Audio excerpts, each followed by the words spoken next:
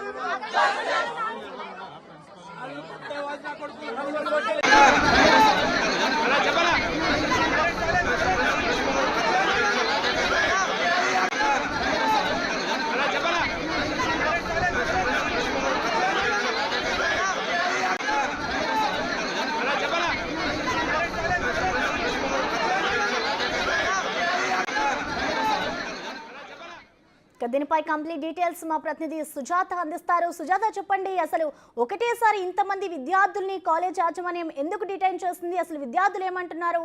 ప్రస్తుతం అక్కడ పరిస్థితి ఏ విధంగా ఉంది సుజాత? మల్లారెడ్డిలోని అగ్రికల్చర్ యూనివర్సిటీలో విద్యార్థులు ఉదయం 6 గంటల నుంచి అయితే మాత్రం ధర్నా చేస్తున్నారు. గత కొన్ని రోజుల నుంచి విద్యార్థులకి సంబంధించి అటు మేనేజ్మెంట్ పూర్తి స్థాయిలో డిటైన్ చేస్తున్నారు. దాదాపు 60 మందిని చేయడం పట్ల విద్యార్థులు ఆందోళనకు దిగుతున్నారు. ఎందుకంటే మొదట కాలేజ్ అడ్మిషన్ తీసుకున్నప్పుడు విద్యార్థులను మొదటి ఇయర్ నుంచి నెక్స్ట్ ఇయర్ కి ఏదైతే 60% అటెండెన్స్ ఉంటుందో అటెండెన్స్ ఉన్నా లేకున్నా కూడా నెక్స్ట్ ఇయర్ కి పంపించాలి అని చెప్పేసి ఒక అగ్రిమెంట్ కూడా వాళ్ళు చేశారు అని చెప్పేసి విద్యార్థుల తల్లిదండ్రులు అయితే మాత్రం చెప్తున్నటువంటి పరిస్థితి ఉంది.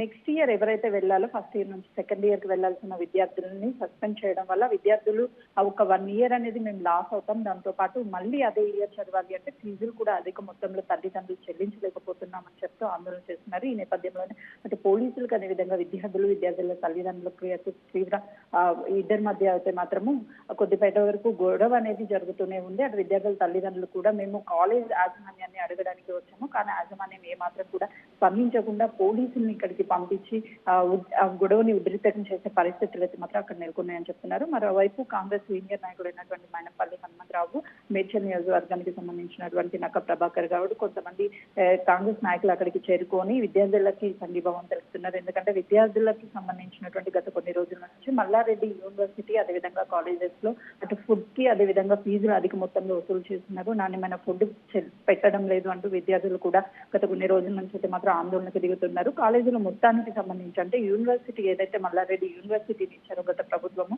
అతను మంత్రిగా ఉన్న నేపథ్యంలోనే యూనివర్సిటీని ఇచ్చారు. ఈ కాలేజ్ యాజమాన్యం అనేది విద్యార్థుల పట్ల సరైన రీతిలో వ్యవహరించడం లేదు. ఎక్కడికక్కడ విద్యార్థుల పట్ల ఎప్పటికప్పుడు తీవ్రమైన ఇబ్బందులు పెడుతుంది. వెంటనే యూనివర్సిటీని కూడా రద్దు చేయాలి అని చెప్తూ విద్యార్థుల తల్లిదండ్రులకు మద్దతుగా అయితే మాత్రం అటు కాంగ్రెస్ నాయకులు అక్కడికి వెళ్ళినటువంటి పరిస్థితి ఉంది. Right, thank you Sujatha.